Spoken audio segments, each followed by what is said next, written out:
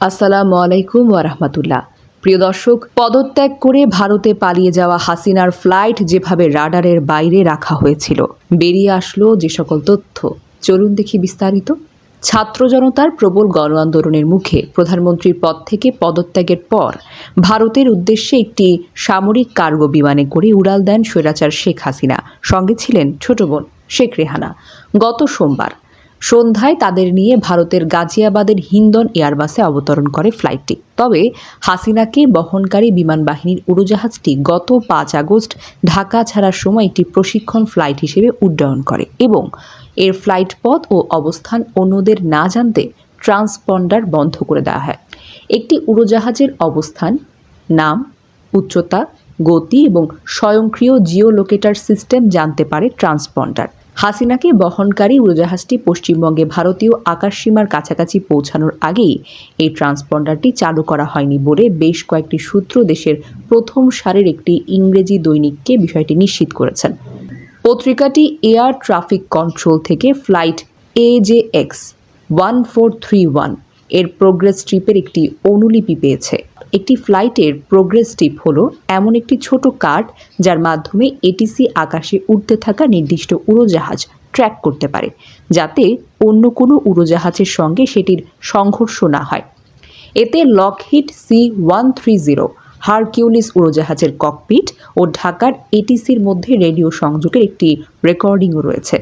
Flight progress trip অনুযায়ী হাসিনাকে বহনকারী উড়োজাহাজটি 5 আগস্ট বিকাল 3:09 হযরত শাহজালাল আন্তর্জাতিক বিমানবন্দরের পশ্চিমে ঢাকার বঙ্গবন্ধু এয়ারবেস থেকে উড্ডয়ন করে।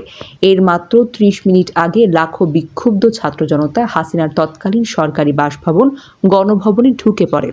হাসিনার পদত্যাগের আনুষ্ঠানিক ঘোষণা দিতে প্রথম দুপুর 2টায় জাতির উদ্দেশ্যে ভাষণ দেওয়ার কথা ছিল সেনাপ্রধান ওয়াকারুজ্জামানের। এটি পিছিয়ে দুপুর 3টায় করা হয় এবং শেষ পর্যন্ত বিকেল 4টায় ভাষণ দেন তিনি। আগস্টের শেষ সপ্তাহে বেসরকারি একটি টেলিভিশনকে দেওয়া এক সাক্ষাৎকারে সেনাপ্রধান বলেছেন, হাসিনা যে পালিয়ে যাচ্ছেন তিনি তা জানতেন না। তিনি বলেছেন, আমি যখন রাজনৈতিক দলগুলোর সঙ্গে আলোচনা করছিলাম তখন কেউ আমাকে জানিয়েছেন যে তিনি দেশ ছেড়ে চলে যাচ্ছেন, মানে তিনি পালাচ্ছেন। আমি জানতাম না যে তিনি দেশ ছেড়ে যাচ্ছেন।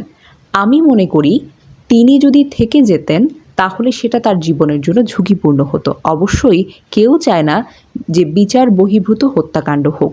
পরিস্থিতি অত্যন্ত অস্থিতিশীল ছিল।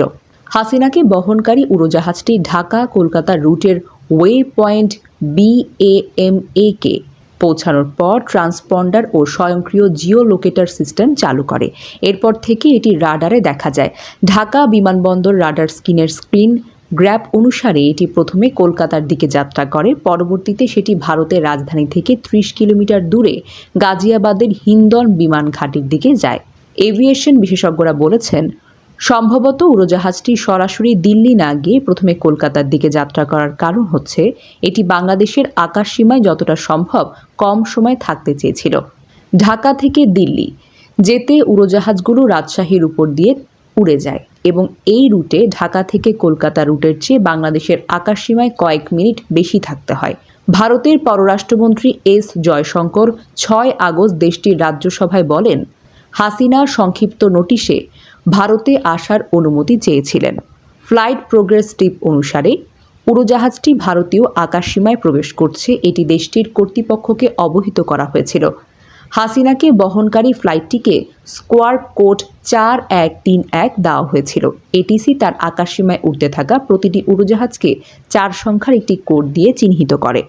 উড্ডয়নের আগে ক্রু ম্যানুয়ালি এই কোডটি উড়োজাহাজের ট্রান্সপন্ডারে প্রবেশ করে। ঢাকা এটিসির রাডার মনিটরে একটি স্ক্রিনে গ্যাপ দেখা যায়।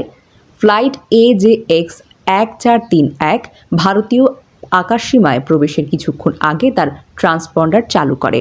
উড়োজাহাজটি সেক্রেটারি রাডারে দেখা না গেলেও ককপিট ক্রুরা হযরত শাহজালাল আন্তর্জাতিক বিমানবন্দরে ট্রাফিক কন্ট্রোলার এবং সম্ভবত কলকাতার এয়ার ট্রাফিক কন্ট্রোলারের সঙ্গে নিরবিচ্ছিন্ন যোগাযোগ করছিলেন। সূত্র জানায়, সাধারণত ফ্লাইট সীমান্তের কাছাকাছি পৌঁছালে ঘোষণা দিতে হয়। হাসিনাকে বহনকারী উড়োজাহাজটি যখন উড্ডয়ন করে তখন এটিসি টাওয়ারে ছিলেন বাংলাদেশ বেসামরিক বিমান চলাচল কর্তৃপক্ষের সদস্য এয়ার কমোডোর AFM আতিকুজ্জামান। তিনি উড়োজাহাজটি উঠতে দেখেছেন। আতিকুজ্জামান একটি গণমাধ্যমকে বলেন, আমার কোনো ধারণাই ছিল না ওই ফ্লাইটে কারা আছে। আমি ওই সময় টাওয়ারের স্বাভাবিক দায়িত্ব পালন করছিলাম। তখন বিমান বাহিনী একটি প্রশিক্ষণ ফ্লাইট উড্ডয়ন করেছে, সেটাই জানতাম। ভেতরে কারা ছিল সেই বিষয়ে একেবারেই কিছু জানতাম না। ইন্ডিয়া টুডের এক প্রতিবেদনে বলা হয়েছে, হাসিনার উড়োজাহাজটি সীমান্ত অতিক্রম করার পর পশ্চিমবঙ্গের হাসিমারা বিমান ঘাঁটিতে 101 স্কোয়াড্রনের দুটি ডাসাল্ট রাফেলে যুদ্ধ বিমান এটিকে এসকর্ট করে। ইন্ডিয়া টুডে 6 আগস্ট জানিয়েছে, ভারতীয় কর্তৃপক্ষ সীমান্ত থেকে 10 কিলোমিটার দূরে থাকতেই ফ্লাইটটির উপর নজরদারি শুরু করে। সূত্রের দাবি, হাসিনা, তার বোন শেখ রেহানা বা ফ্লাইট ক্রু ও সিকিউরিটি সার্ভিসেস ফোর্স সদস্যরা কেউই ঢাকা ছাড়ার আগে ইমিগ্রেশন সম্পন্ন করেনি। হাসিনার কূটনৈতিক পাসপোর্ট ছিল এবং রেহানার ছিল ব্রিটিশ পাসপোর্ট। ভারতীয় গণমাধ্যমের মতে, উড়োজাহাজটি ঢাকার সময় সন্ধ্যা 6টা 15 হিন্ডন বিমান ঘাঁটিতে অবতরণ করে। এরপর হাসিনাকে উত্তরাখণ্ড প্রদেশের নয়ডায় ভারত সরকারের দেওয়া একটি নিরাপদ বাড়িতে নিয়ে যাওয়া হয় এবং এসএসএফ সদস্য ও ক্রুরা একদিন পরে বাংলাদেশে ফিরে আসেন।